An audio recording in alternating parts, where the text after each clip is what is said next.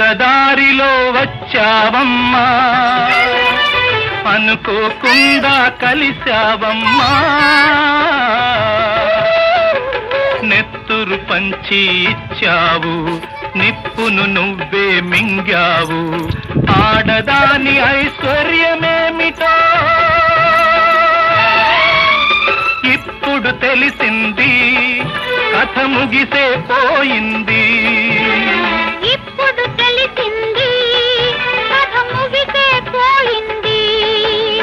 ఓ బాటసారి, ఇది జీవిత రహదారి.